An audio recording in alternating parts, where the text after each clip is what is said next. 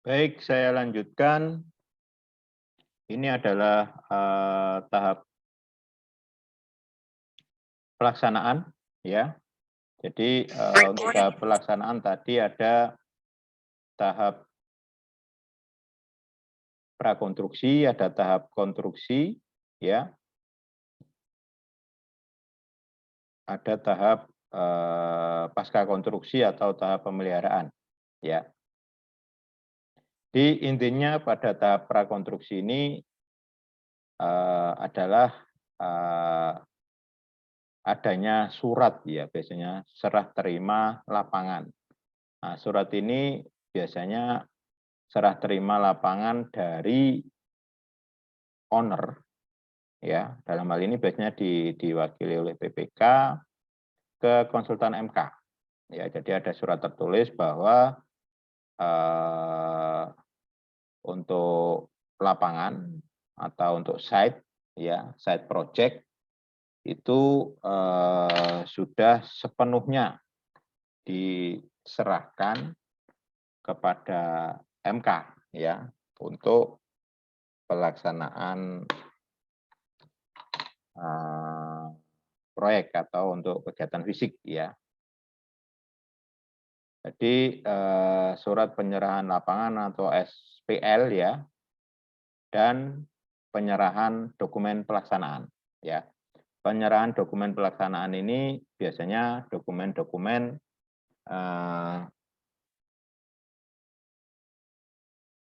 fisik, ya, dokumen-dokumen fisik sesuai dengan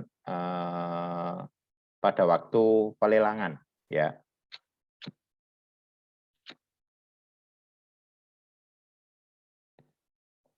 Jadi seluruhnya dokumen diserahkan ke MK sebagai acuan. Karena seluruh dokumen mulai dari pelelangan sampai pelaksanaan lapangan itu merupakan dokumen yang apa istilahnya satu kesatuan dokumen, ya. Ya, jadi jangan sampai dokumen yang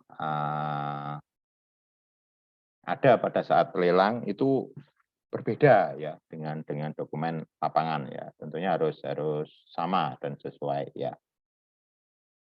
Jadi sesaat setelah SPMK fisik itu surat perintah mulai pekerjaan fisik, ya. Ini SPMK ke kontraktor, MK membantu pengguna jasa menerbitkan surat penyerahan lapangan atau SPL.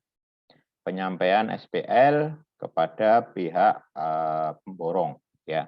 Melakukan pengarsipan surat masuk, menyerahkan dokumen pelaksanaan yang disusun oleh konsultan perencana dan MK kepada pemborong atau kontraktor, ya, yang terdiri dari ada kopi kontrak, ada kopi RKS atau spek teknis,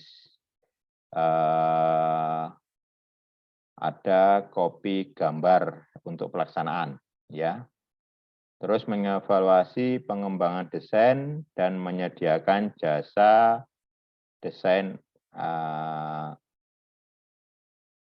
and build, ya, untuk menyetujui dokumen pengembangan perencanaan. Jadi berdasarkan dokumen desain itu biasanya kontraktor, ya, akan membuat job drawing, ya, untuk acuan pelaksanaan, ya, berdasarkan gambar perencanaan, ya, atau DD-nya, ya. Terus mengadakan rapat PCM atau biasanya pre-construction meeting, ya, itu biasanya diadakan PCM atau rapat pre-construction, ya. Ini membahas tentang legal aspek, ya, jadi perizinan, ya. Terus ini biasanya ya ada IMP, ada izin dari Disnaker, ada izin dari Dishub, ya, terkait dengan mobilisasi untuk kegiatan proyek, ya. Terus asuransi tenaga kerja, ya, dan lain-lain, ya. Terus pembahasan rencana pembayaran uang muka dan jaminan uang muka. Ini jika kontraktor mengajukan uang muka atau jika berdasarkan kontrak ada uang muka, ya. Selanjutnya pembahasan program pelaksanaan pekerjaan. Jadi kontraktor biasanya menyampaikan atau mempresentasikan untuk rencana pelaksanaan pekerjaan, ya. Terus pembahasan aspek administrasi terkait dengan biasanya laporan, terus approval material, shop drawing, ya, berita acara pelaksanaan, ya, berita acara testing and commissioning, ya, ya termasuk spill drawing, ya. Terus aspek teknis meliputi struktur organisasi pemborong dan lain sebagainya di situ, ya. Terus program K3, terus untuk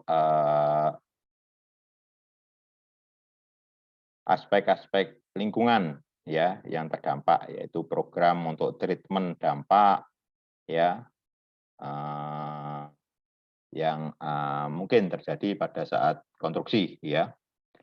Selanjutnya sosialisasi lingkungan sekitar proyek tadi, ya, jadi melakukan koordinasi biasanya dengan warga sekitar, kelurahan, RT, RW, gitu, ya. Terus sosialisasi pelaksanaan pekerjaan kepada warga sekitar, ya. Terus memberikan informasi gambaran kegiatan pelaksanaan proyek dan gangguan-gangguan yang mungkin akan ditimbulkan begitu ke masyarakat sekitar.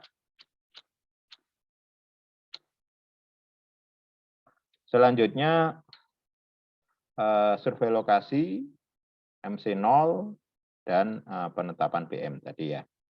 Jadi melihat lokasi secara langsung, ya, menetapkan titik acuan atau untuk benchmark-nya, ya. Oke, selanjutnya untuk tahap pelaksanaan. Jadi persiapan pelaksanaan pekerjaan, implementasi aspek administrasi pelaksanaan pekerjaan, implementasi proses konstruksi, dan implementasi proses pengendalian. Jadi pada tahap konstruksi ini merupakan implementasi lah atau istilahnya penerapannya, ya. Selanjutnya untuk proses konstruksi, ya, ini ada persiapan pelaksanaan pekerjaan tadi sudah, ya. Ini implementasi aspek administrasi itu apa aja nanti bisa dibaca di sini. Implementasi aspek administrasi juga ada, ya. Implementasi proses konstruksi, ya, monitoring biasanya, ya, pengawasan, ya. Mulai dari pekerjaan pematangan lahan atau tanah, ya, pembersihan, ya, atau stripping permukaan tanah, cut and fill, dan sebagainya, ya. Sampai monitoring secara keseluruhan proses pelaksanaan pekerjaan, ya. Terus implementasi proses pengendalian, ya. Jadi untuk proses pengendalian ini proses pengawasan, ya. Jadi kegiatan evaluasi terkait dengan data, ya. Dan biasanya cara berkala dilaksanakan set meeting, ya, atau rapat proyek, ya. Terus implementasi proses pengendalian, ini, ya, rapat koordinasi yang dilakukan secara periodik, minimal seminggu sekali, ya, atau rapat khusus yang dapat dilakukan kapanpun, dan dia bisa dihadiri oleh pemberi tugas atau user atau owner, PTK, ya, pengelola teknis kegiatan atau tim teknis, kontraktor, konsultan perencana, ya, dan konsultan MK terutama, ya. Jadi untuk rapat-rapat ini biasanya yang ngundang itu konsultan MK, ya. Yang ngundang semuanya konsultan MK, ya. Terutama untuk dirasa perlu adanya penanganan masalah yang urgent begitu ya. Terus proses pengendalian pelaksanaan pekerjaan juga dilaksanakan oleh konsultan konsultan perencana maksudnya, sebagai bentuk tanggung jawab dalam pengawasan berkala. Untuk pengawasan berkala itu bisa 2 minggu sekali, bisa sebulan sekali, ya tergantung keperluan lah. Ini tahap pemeliharaan konstruksi, ya. Jadi pengawasan dan pengendalian proses pemeliharaan. Jadi prosesnya begini, setelah BAST 1, jadi setelah pekerjaan selesai 100%, ya konsultan MK itu biasanya seminggu atau beberapa hari setelah BAST 1 itu ngecek terus ya secara berkala ya. Membuat checklist apakah ada bagian-bagian yang perlu diperbaiki atau disempurnakan. Ya. Jadi membuat checklist secara detail ya, itu nanti di lapangan juga ditandai bagian-bagian misalnya yang harus disempurnakan, yang harus dicat ulang misalnya. Ya. Itu akan di checklist ya. Nah, checklist itu nanti diserahkan ke kontraktor bahwa bagian-bagian ini harus diperbaiki ya. Sampai pada masa pemeliharaan ya. Dan sedapat mungkin memang kontraktor harus menyelesaikan sebelum masa pemeliharaan selesai. Ya. Sampai terakhir sudah selesai ya, checklist sudah dilaksanakan dan sudah diperbaiki semua ya. Baru proses serah terima 2 untuk pekerjaan konstruksi. Dan terakhir seluruh pekerjaan kontraktor selesai, pada masa pemeliharaan selesai, terakhir proses serah terima dari pekerjaan konsultan MK. Jadi terakhir sekali untuk serah terima pekerjaan konsultan MK.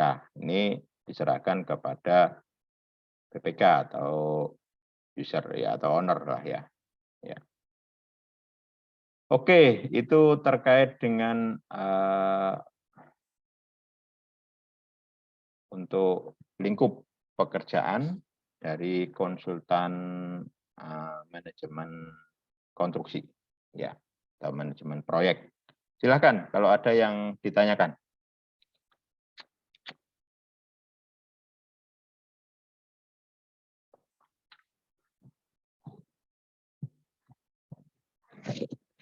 Halo, ada yang ditanyakan?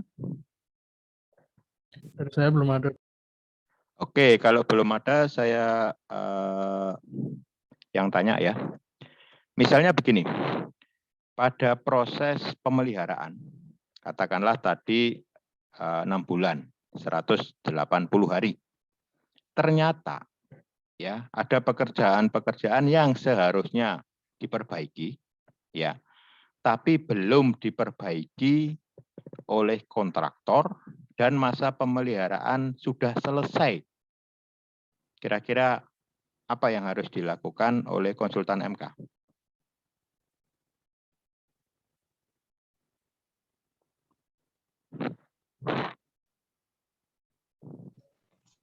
Izin menjawab, Pak.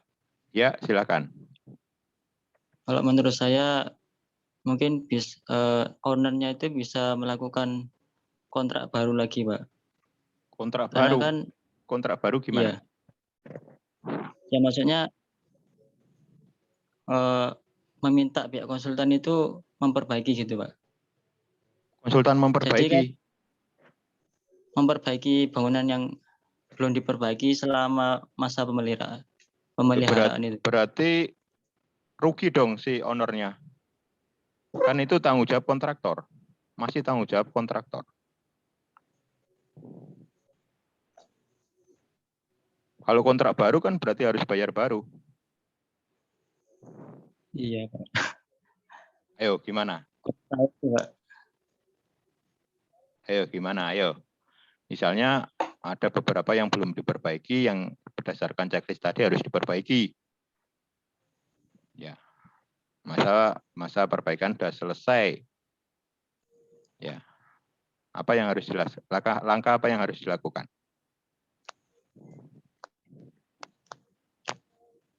Ini Ya, sudah itu, Pak. Ya, ini di luar kontrak apa bagaimana, Pak? oh masih Misal, semuanya pekerjaan masih dalam rangkaian kontrak ya. Kita nggak bisa bekerja di luar kontrak ya. Namanya pekerjaan itu harus dalam lingkup kontrak. Tanggung jawab kontraktor adalah sampai pada masa pemeliharaan sehingga bisa BAST 2 kan.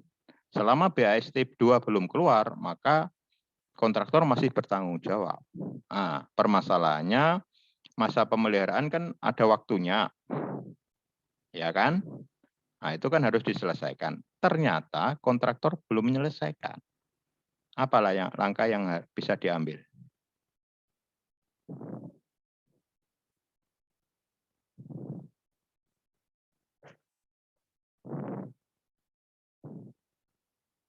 Tahu nggak? Ini maksudnya berarti langkah pihak konsultannya ya, Pak? Iya, MK-nya yang bertanggung jawab kan MK ini.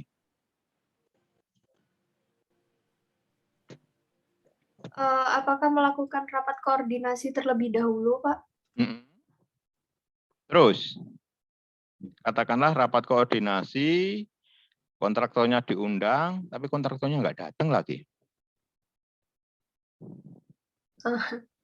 Apa tidak diberikan serah terimanya itu, Pak? Nah, Tidak kalau dibayarkan. tidak dibayarkan, maksudnya? Tidak dibayarkan itunya, Pak. Komisinya apa namanya? Komisi. Nah, itu kan pekerjaan BAST 1 kan sudah 100%. Oh, nggih. Kalau sudah BAST 1, apakah kontraktor dibayar 100%? Kuncinya di situ. Aturannya gimana? Kalau BAST 1, pekerjaan fisik yang sudah 100%. Terus BAST 1, ya kan? Masuk ke masa pemeliharaan. Pada saat kontraktor menyelesaikan 100%, apakah dibayar 100%?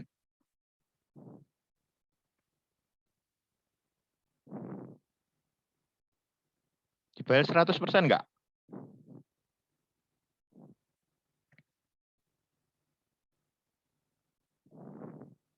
Halo?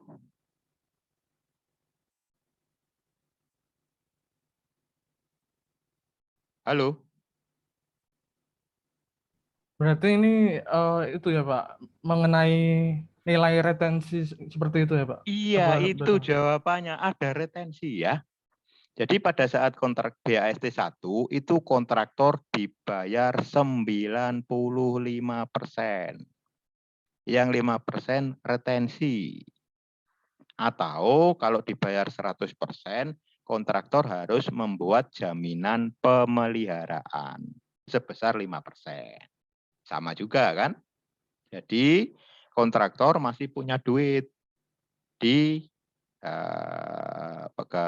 di user lah atau di owner lah ya, sebesar 5% dari nilai kontrak. Itu namanya jaminan pemeliharaan atau kalau menggunakan sistem retensi ya retensi. Nah, itu untuk jaga-jaga. Jika kontraktor tidak melaksanakan perbaikan, maka retensi itu akan atau jaminan pemeliharaan akan dicairkan.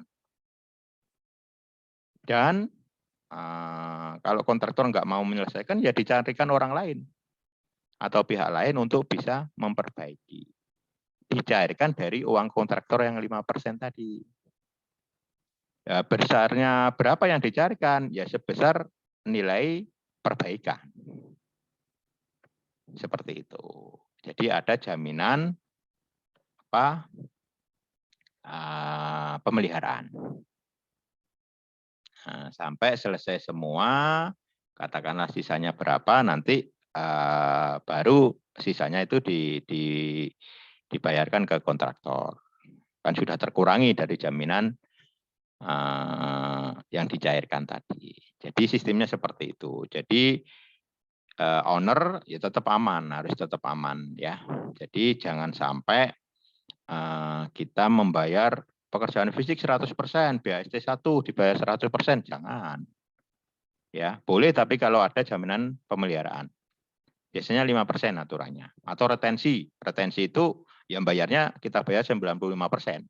Yang 5% retensi. Jadi sistem pembayaran itu selalu ada retensi biasanya. Misalnya begini. Kalau pembayaran itu kan bertahap ya, istilahnya termin ya. Ya, misalnya termin 1 20%. Ya. Kita bayar 20%. Progres pekerjaan itu harus minimal 25%. Jadi nggak boleh apa istilahnya 20% ya kita bayar 20%. Tetap harus ada retensi supaya aman. Jadi sistemnya seperti itu. Paham ya? Begitu juga yang terakhir tadi, pekerjaan 100%, bayarnya kita bayar 95%. Yang 5% tunggu dulu sampai masa pemeliharaan selesai. Tapi kalau katakanlah pemeliharaannya dilaksanakan semua, checklistnya sudah sesuai semua, pemeliharaan sudah oke, ya ada biasanya kan ada approval ya, ada ini dari MK biasanya, oke pemeliharaannya sudah oke, checklistnya sudah oke, sempurna, ya jaminan pemeliharaan dikembalikan yang 5% atau yang retensi 5% ya dibayarkan tadi. Begitu ya. Oke, Ya, baik, ada Baik, pertanyaan lain?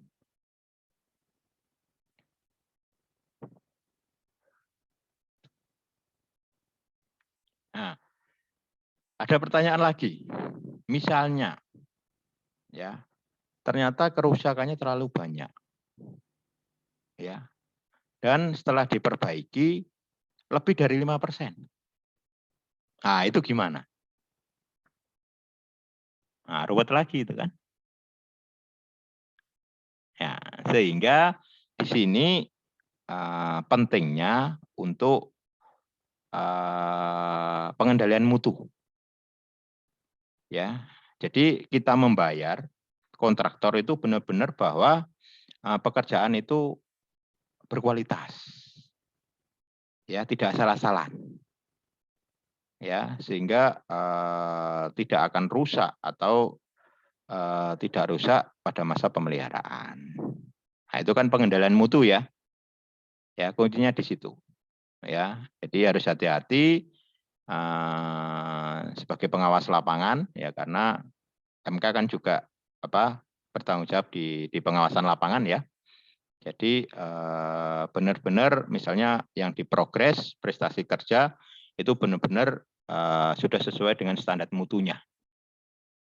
Ya, jangan sampai gampang lah nanti diperbaiki, jangan, enggak bisa. Ya, karena kalau nggak sesuai dengan mutu, ya nggak diakui sebagai prestasi kerja gitu aja. Sampai itu diperbaiki. Setelah diperbaiki dan sesuai dengan standar mutu, oke baru dibayar. Jadi kuncinya di pengendalian, di pengawasan. Seperti itu ya. Oke, ada yang lain yang ditanyakan? Kalau belum ada, kita akan masuk di apa tadi? Pengendalian proyek ya, pengawasan ya. Oke. Ntar saya share untuk pemantauan proyek ya.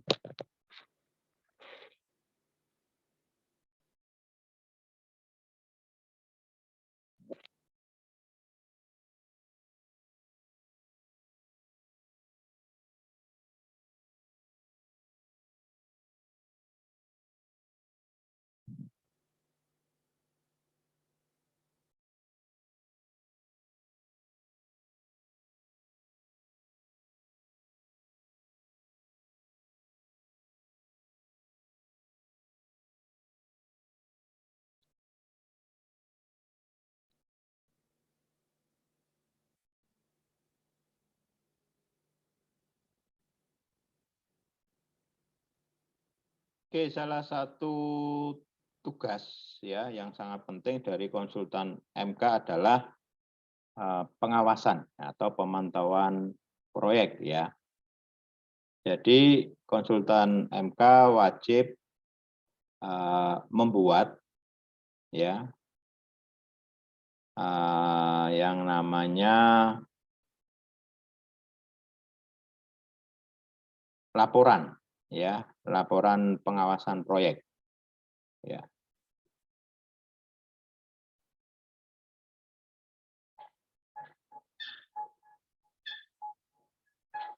Sudah kelihatan screen-nya? Sudah, Pak. Pelaporan pemantauan ya atau pengawasan proyek ya. Ini merupakan bagian dari kerja konsultan manajemen proyek ya.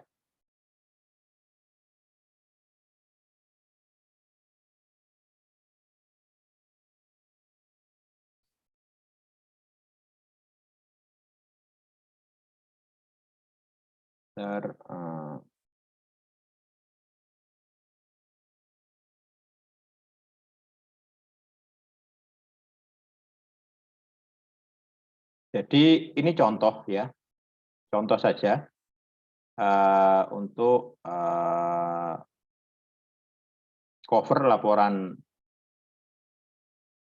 pengawasan proyek ya. Jadi biasanya laporan pengawasan itu ada laporan harian, ada laporan mingguan, ada laporan bulanan. Ya. Untuk laporan mingguan, untuk laporan harian itu merupakan ya laporan day to day ya, tiap hari. Terus untuk laporan mingguan itu merupakan akumulasi dari laporan harian. Jadi dalam satu minggu biasanya 7 hari, ya 7 hari kerja ya, biasanya bukan hari kalender atau hari kerja, tapi hari kerja ya. Jadi tergantung kegiatan yang ada di proyek, tapi biasanya hari kerja bukan hari kalender ya. Jadi yang umum dibuat biasanya laporan mingguan dan laporan bulanan. Laporan mingguan itu nanti di dalamnya ada laporan harian. Ya. Nah, ini contoh cover untuk laporan mingguan. Jadi biasanya ada kop atau logo dari owner atau pemilik proyek. Ya. Ini ada rapat evaluasi dan koordinasi mingguan ya. Jadi di sini ada minggu ke berapa, hari apa, tanggal berapa, terus periode dalam satu minggu itu tanggal berapa sampai berapa. Ya, ini rapat koordinasinya misalnya dilaksanakan setiap hari Rabu, ya terserah. Jadi tidak harus hari Senin atau hari Sabtu begitu ya. Terserah biasanya kesepakatan antara MK dengan kontraktor dengan tim yang lain ya. Jadi ada rapat evaluasi dan koordinasi, nama proyeknya apa disebutkan, terus gambar rencana gedungnya, ya, atau dan sebenarnya untuk cover ini bebas sih, tapi setidaknya menginformasikan hal-hal ini, ya ada logo owner, ada nama proyeknya ada ini laporan minggu keberapa, ya. Ada logo nama konsultan ya, pengawas atau MK ya. Ya. Karena di sini juga yang membuat ini adalah untuk laporan mingguan itu memang ada yang dibuat oleh MK, ada yang dibuat oleh kontraktor. Ya. Jadi biasanya isi laporannya sama, cuman covernya berbeda karena istilahnya laporan itu sudah merupakan hasil yang disepakati dalam artian sesuai dengan kondisi real ya. Ini covernya, terus selanjutnya ini ada daftar isi ya. Jadi pemilik proyek, nah ini langsung disebut di sini konsultan MK-nya, terus kontraktornya siapa, terus pekerjaan ya, satuan kerja apa atau institusinya ya, lokasinya di mana, terus periode, misalnya ini minggu ke-10, periode tanggal berapa sampai jam berapa. tanggal berapa sampai tanggal berapa begitu ya. Itu minggu keberapa ini rapat koordinasi. Nah, untuk konten atau isi dari laporan ini biasanya ya. Jadi untuk format laporan sebenarnya setiap konsultan itu berbeda-beda ya. Jadi nggak harus seperti ini, tapi yang penting adalah isinya ya. Jadi isi laporannya itu misalnya ada kata pengantar, ada laporan umum, ada perkembangan fisik, ada time schedule, ya, ada rekap bobot mingguan, ada rekap laporan harian, ada risalah rapat, ya. Jadi risalah rapat itu kayak notulen hasil rapat begitu. Ada lampiran, ada dokumentasi, ya. Nah, ini contoh ya, contoh untuk kata pengantar. Jadi di sini berisikan tentang resume sebenarnya ya. Di evaluasi pekerjaan, misalnya prestasi tercapai sampai minggu ke-10, berapa persen? Prestasi menurut rencana, berapa persen? Terus deviasi prestasi. Kalau prestasi capaian prestasi itu lebih rendah daripada rencana, maka deviasinya biasanya min. Ya, begitu juga sebaliknya. Ya, yang bagus ya prestasi kerja harus lebih tinggi daripada rencana. Maka progresnya akan plus ya. Terus waktu pelaksanaan katakanlah di sini 160 hari. Ya, waktu telah berjalan 70 hari, sisa berapa hari. Nah, ini biasanya dibuat oleh konsultan MK ya. Biasanya ditandatangani oleh tim leader. Ya, itu isinya. Terus berisikan juga tentang jadwal proyek ya. Jadi ada schedule project ya. Jadi yang warna biru ya, ini adalah schedule rencana. Yang warna merah ini adalah schedule realisasi ya atau prestasi kerja. Jadi kalau posisinya deviasinya negatif itu pasti kurvanya akan di bawah dari warna kurva rencana ya.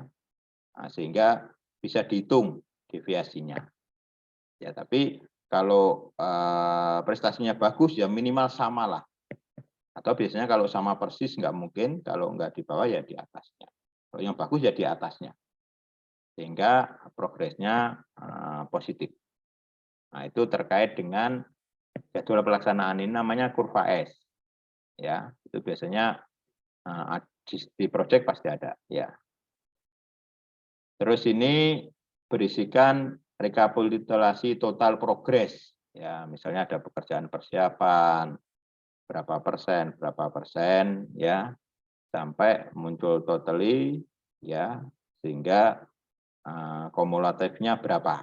Misalnya di sini rencana 16.350, realisasi 11.585, sehingga ada deviasi min 4,765%.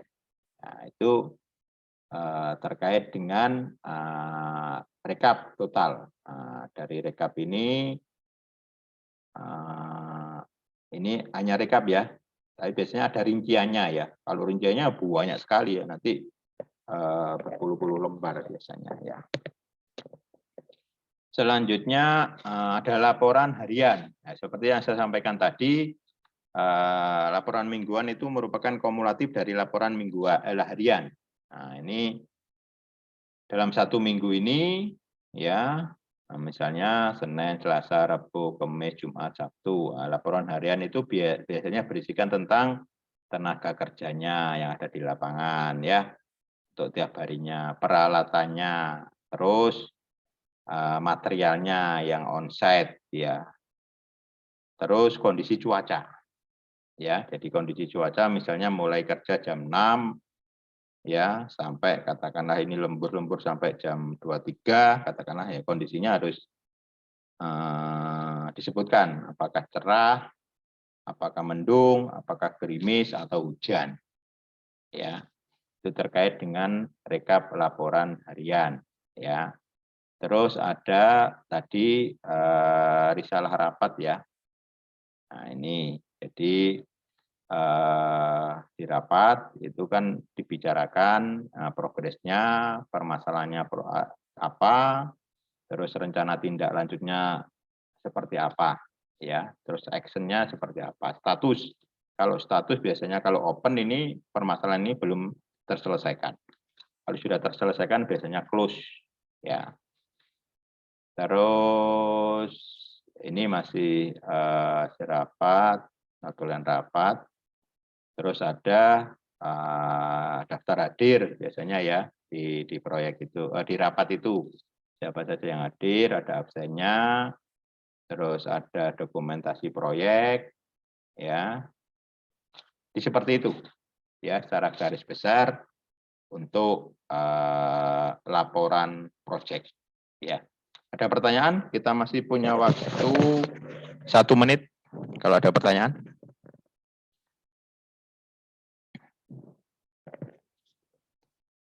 Halo?